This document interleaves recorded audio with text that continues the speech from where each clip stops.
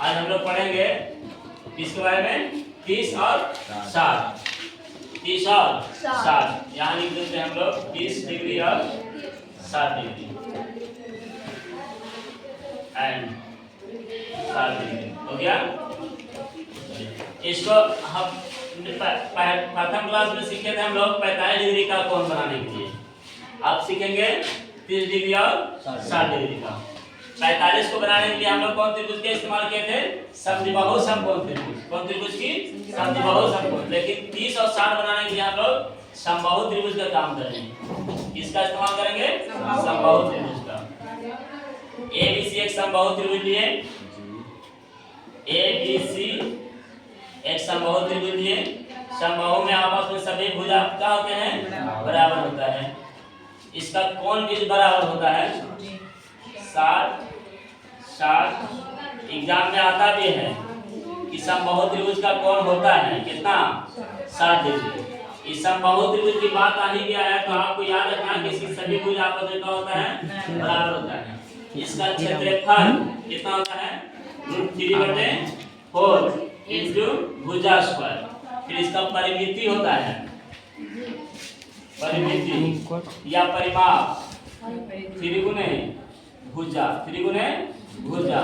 इसका ऊंचाई होता है, इसका ऊंचाई होता है √3/2 इंटू a, यानी ये मतलब भुजा हो गया। इसका प्रत्येक कोण की माप, प्रत्येक कोण की माप कितना होता है?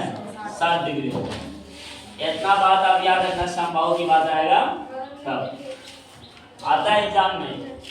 आइए तो हम लोग यहाँ से समबाहु त्रिभुज की बात करते हैं। इसमें एक रचना करना अपने से, यहाँ से शीर्ष से आधार पर क्या डाल देंगे? लंब डालेंगे। क्या डालेंगे? लंब। देख रहे सब लोग। और यहाँ से एक चीज और सीखने को मिलता है, किसी त्रिभुज के शीर्ष पर, शीर्ष से, कहाँ से? शीर्ष से डाले गए लंब उस आधार को क्या करता है? 2 बराबर भागों में बांट देता है।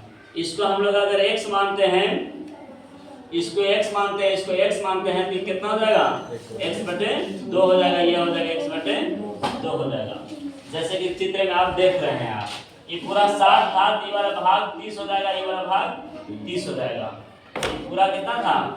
60 था, ये 60 डिग्री था पूरा, तो ये वाला भाग कितना हो जाएगा? 30। छोटा वाला कितना हो जाएगा? 30। ये हो गया पूरा 60। ये पूरा कितना है? 60 है। ये वाला भाग कितना हो जाएगा? 30 हो जाएगा। ये क्या कर रहा है? समद्विबाहु कोण को क्या कर रहा है? 2 बराबर भागों में बांट रहा है। ध्यान लिखेंगे हम लोग। माना कि ABC एक समबाहु त्रिभुज है, जिसमें देखिए बात ना करो, जिसमें AB बराबर BC बराबर AC बराबर कितना? x मान लीजिए। अब आ जाओ, थोड़ी सी रचना कर लेते हैं। शीर्ष A से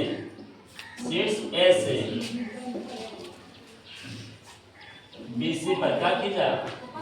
लंब खींचा। यानी कह सकते हैं कि AD लंब BC तथा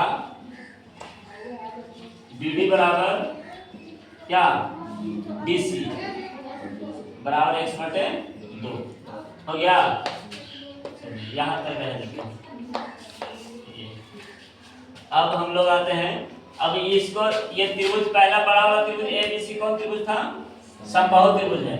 बीच में जब लंब डाले हैं तो कितना त्रिभुज का निर्माण हो गया? 2 नया त्रिभुज का निर्माण हुआ। टोटल त्रिभुज कितना हो गया? 3 हो गया। तो हम लोग ये 2 नया त्रिभुज का निर्माण हुआ, वो है कैसा त्रिभुज? समकोण त्रिभुज है। कैसा त्रिभुज है? समकोण त्रिभुज है। तो कोनो एक समकोण त्रिभुज ले लीजिए। तो हम लोग चलते हैं त्रिभुज ADB में, त्रिभुज ADB में, जिसमें एंगल एडीबी बराबर कितना डिग्री 90 डिग्री। एडीबी बराबर कितना डिग्री 90 डिग्री। यहां से हम लोग देखिए ये वाला कर्ण है, ये लंब है और ये आधार है। ये कर्ण, ये लंब और ये आधार।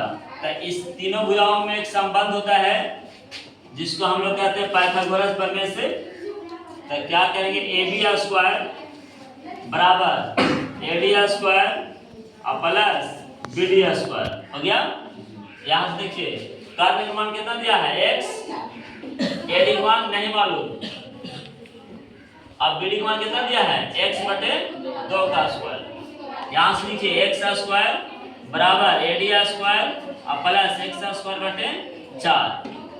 एक तरफ लाइए x square minus x square बटे 4 बराबर क्या हो जाएगा ए डी स्क्वायर। क्या हो जाएगा ए डी स्क्वायर।